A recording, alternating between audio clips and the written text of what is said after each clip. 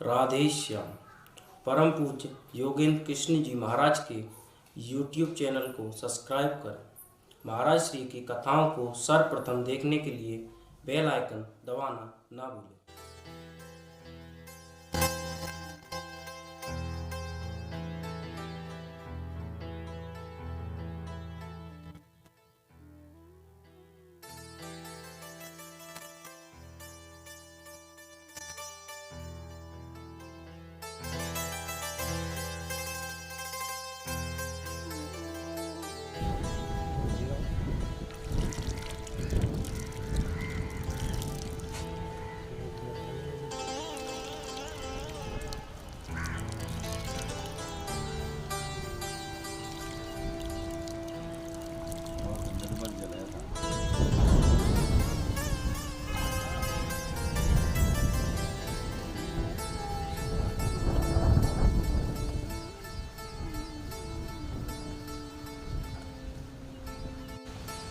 बोले श्री राधा रानी की जय। श्री राधे मेरी स्वामिनी, मैं राधे जी को दास, जन्म जन्म मोए दीजियो, श्री वृंदावन को वास। एक बार सभी भक्तजन बोलिए श्री राधा रानी की जय, मानसरोवर की जय, जय जय श्री राधे। आज बहुत ही सुंदर दिवस है। हमारे ब्रजमंडल के अंतर्गत श्रीधाम वृंदावन के समीप में श्री राधा रानी और मानसरोवर का ये बहुत ही पावन पवित्र स्थान है और इस स्थान पर आज दर्शन करने का दिव्य लाभ हमें प्राप्त हुआ है। आप सब दर्शन करेंगे और इसकी एक जो अद्भुत महिमा है वो मैं आप सबको बता रहा हूँ। यहाँ पर श्री राधा रानी मानसरोवर के नाम से स्थान बहुत ही प्रसिद्ध है हमारे ब्रजमंडल में। यहाँ पर अनेक दिव्य साधु संतों ने भजन किया है। ये भजन स्थली के रूप में भी जाना जाता है। कहते हैं यहाँ पर किया गया भजन और मंत्र जाप जो है वह श्री राधा रानी के पावन चरणारविंदों में हम आप सबको समाहित कर देता है। यहाँ पर श्री राधा रानी आज भी विराजमान है और ये जिस समय भगवान श्याम सुंदर इस ब्रजमंडल में लीला कर रहे थे उस दिन से लेकर के आज भी और सदैव श्री राधा रानी का निवास इसी स्थान पर है। जिस प्रकार से बरसाने में राधा रानी निवास करती हैं ब्रजमंडल के, वैसे तो कण कण में श्री राधा रानी का निवास है, लेकिन ये भी मूल रूप में राधा रानी मानसरोवर में यहाँ पर निवास है। यहाँ की बड़ी प्रसिद्ध जो कथा है वो मैं आपको बताऊं।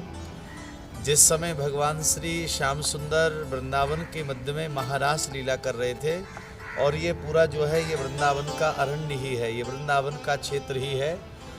तो उस जिस समय भगवान श्याम सुंदर शरद पूर्णिमा की रात्रि को दिव्य महारास भगवान यहाँ कर रहे थे और उसी महारास में भगवान महादेव अद्भुत दिव्य रासलीला में प्रवेश करने के लिए जब यहाँ आने लगे तो ब्रज गोपियों ने कहा कि हे महादेव, यदि आपको रास में प्रवेश करना है तो गोपी बनना पड़ेगा।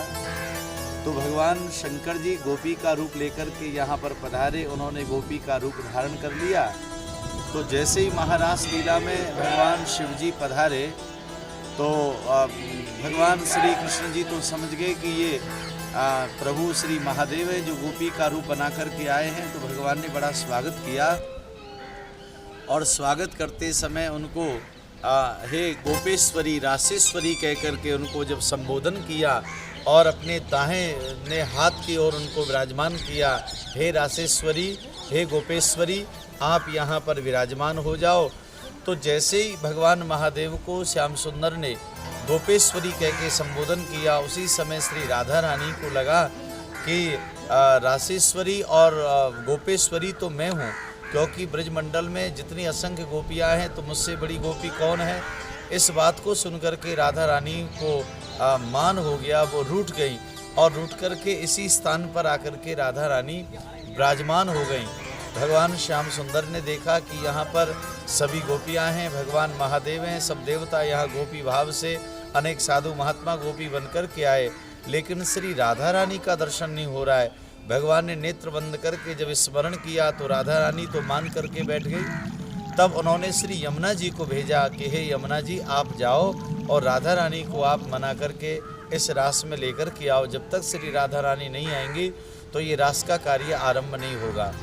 तो यमुना जी जैसे यहाँ पर आई और श्री राधा रानी को प्रणाम किया और कहा कि हे रासेश्वरी, हे गोपेश्वरी, प्रभु श्री श्याम सुंदर ने, रास बिहारी ने आपको आमंत्रण दिया है, आप मान को त्यागें और उन्होंने बुलाया है, मुझे भेजा है, मैं आपको लेने को आई हूँ, तो आप चलो और उस रास में प्रवेश करो जिससे कि रासलीला आरंभ हो।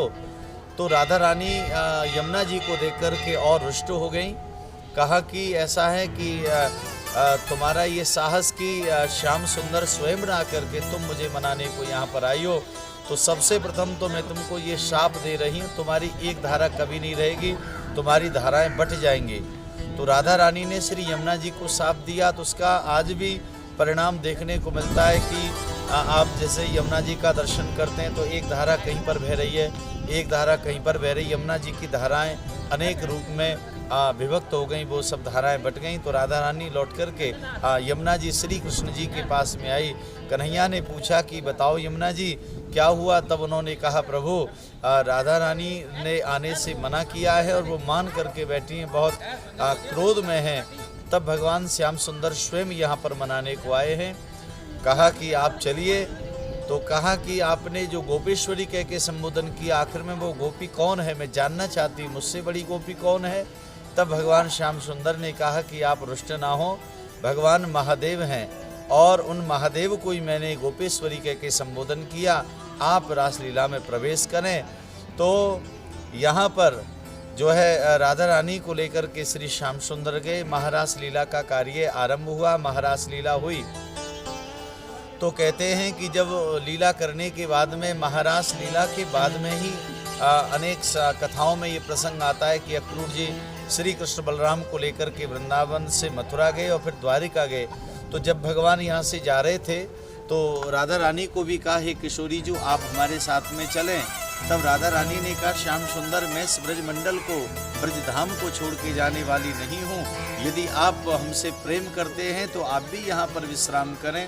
तब ठाकुर जी ने कहा, मुझे तो और भी लीलाएं करनी है, परित्राणाम साधुनाम विनाशाय च दुष्कृताम। भगवान कहने लगे, मुझे अभी भूभार हरण करने के लिए हे किशोरी जी बहुत दिव्य लीलाएं करनी है, तो एक रूप से तो मेरा यहीं पर निवास होगा। उसी समय भगवान ने यहाँ पर अपना मुकुट और बंसी को विराजमान कर दिया। तो आप यहाँ मंदिर में दर्शन करेंगे तो वहाँ पर श्री राधा रानी के साथ में यहाँ बंसी की पूजा है। यहाँ पर बिहारी जी ठाकुर जी यहाँ विराजमान नहीं है, बंसी जो है भगवान का ही स्वरूप है, क्योंकि अन्य जो मंदिर हैं श्री किशोरी जी के, वहाँ पर भगवान श्याम सुंदर विराजे, लेकिन यहाँ पर जो है बंसी की पूजा है। और कन्हैया जब यहाँ से गए तो श्री राधा रानी ने इतना रुदन किया है, श्री कृष्ण के विरह में इतना रुदन किया है कि नेत्रों के आंसुओं से ये सरोवर बन गया और इस सरोवर का नाम मान सरोवर हो गया है, क्योंकि इस स्थान पर मान करके श्री राधा रानी बैठी थी, इसलिए मान सरोवर के नाम से इस स्थान को जाना जाता है। एक और दिव्य बात मैं आपको बताऊं, जब वर्षों के बाद में, वैसे तो श्री कृष्ण राधा रानी से कभी अलग नहीं होते, लेकिन वर्षों के बाद में एक बार द्वारिका से जब श्री कृष्ण यहाँ पर मिलने को आए तो श्री किशोरी जी श्री राधा रानी का शरीर जो है सब कृष्ण के विरह में सब मतलब जल के रूप में परिवर्तित हो गया, केवल नेत्र ही बचे हैं। तो यहाँ पर आप दर्शन करेंगे, यहाँ राधा रानी के विग्रह का दर्शन नहीं है, केवल नेत्रों का दर्शन है। तो ये भी एक अलौकिक छवि है, नेत्रों का दर्शन है। और पास में बंसी और मुकुट भगवान के विराजे हैं, तो बंसी मुकुट भगवान का स्वरूप है और राधा रानी का जो स्वरूप है वो नेत्रों का स्वरूप है। तो ऐसा अलौकिक और ये दिव्य स्थान है, ये तपस्थली है। यहाँ पर अभी हमने संत जनों से और जो महात्मा लोग यहाँ भजन कर रहे हैं उनसे हमने जाना कि इस स्थान पर अगर आप भक्ति लेकर के आए हैं, अगर घूमने के भाव से यदि आए हैं तो आपको यहाँ पर कुछ नहीं मिलेगा, लेकिन भक्ति भाव लेकर के आए हैं तो आपको यहाँ आज भी श्री राधा रानी और श्याम सुंदर का दर्शन हो जाएगा, जो हमने यहाँ पर अनुभव किया है। और वहाँ पर कहा, महात्मा जी बता रहे थे, अगर कोई गुरु मंत्र का यहाँ पर जाप कर लेता है और जगह आप अपने घर में, निवास में, कहीं पर भी यदि अपने गुरु मंत्र का आप 1000 बार जाप करते हैं और वही गुरु मंत्र यदि आपने एक बार भी यहाँ उच्चारण कर दिया तो 1000 बार गुरु मंत्र जाप करने का पुण्य मिलता है। ऐसी पावन स्थली में हम लोग यहाँ विराजे हैं।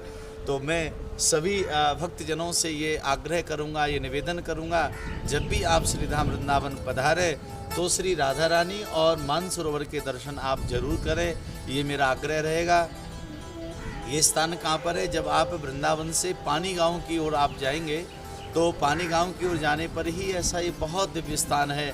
आप सब लोगों से विनम्र मेरा आग्रह रहेगा, प्रार्थना रहेगी, आप इस स्थान पर जरूर आएँ और बहुत शांति से, आनंद से आप यहाँ भजन करें। और एक बहुत बड़ी बात मैं आपको बताऊं, क्योंकि भगवान श्याम सुंदर जब द्वारिका गए और अपने मुकुट और बंसी को यहाँ पर छोड़ गए, तब भगवान ये कह गए कि आज से तुम ब्रजेश्वरी आप रहोगी, मैं तो यहाँ पर सेवक हूँ, ब्रजेश्वरी तुम रहोगे। इसलिए हमारे वृंदावन में यहाँ पर कण कण में राधा रानी का नाम उद्घोष किया जाता है और यहाँ पर लताओं से, पत्तों से राधा नाम का उच्चारण होता है। इसलिए महाराज यहाँ पर जो भी साधु संत महात्मा बोलते हैं सब राधे राधे बोलते हैं। तो मैं भी ये चाहूँगा आप एक बार दोनों हाथ उठा करके राधा रानी का नाम का उच्चारण करेंगे, राधे राधे। और एक बहुत सुंदर यहाँ दर्शन है, एक चित्रपट का दर्शन है यहाँ पर, जो कि महात्मा जी बता रहे थे। जिस चित्रकार ने वो चित्रपट बनाया वो बहुत अलौकिक है। जो जहाँ प्राचीन रूप में यहाँ विराजमान है, वहाँ बिल्कुल जो श्री राधा रानी का जो बिल्कुल जो स्वरूप था वो स्वरूप यहाँ विराजमान है। और राधे तू बड़भागिनी कौन तपस्या कीन, तीन लोक तारण तरन सो तेरे आधीन। तो ये वही स्थान है जहाँ पर भगवान ने श्री राधा रानी को मनाने के लिए चरण वंदना की, चरणों में भगवान झुके हैं। तब राधा रानी को बड़ा क्लेश हुआ कि देखो मैंने भगवान के प्रति व्यर्थ में ही मान किया और भगवान यहाँ पर स्वयं जो है आज यहाँ झुके हैं। इसलिए राधा रानी एकदम विरह कातर हो गई, यहाँ कृष्ण विरह में रोती रहती हैं। तो इस स्थान पर स्वतः जब भी आप आएंगे तो अनायास आपको भी वह प्रेम और उस आनंद की अनुभूति होती रहेगी। इसी क्रम में हम चाहेंगे हमारे YouTube चैनल को आप सब्सक्राइब करें, शेयर करें, लाइक करें। इसी प्रकार से ब्रज के बड़े प्रसिद्ध जो स्थान हैं जिन तक आप नहीं पहुंच पाए, उन स्थानों का हम आपको बारी बारी से दर्शन कराते रहेंगे। आज के लिए बहुत इतना ही। और कमेंट भी आप करें, आपको जिस स्थान के विषय में आपको जानकारी करनी है उसके विषय में आप ज़रूर हमें कमेंट करें, हम प्रयास करें।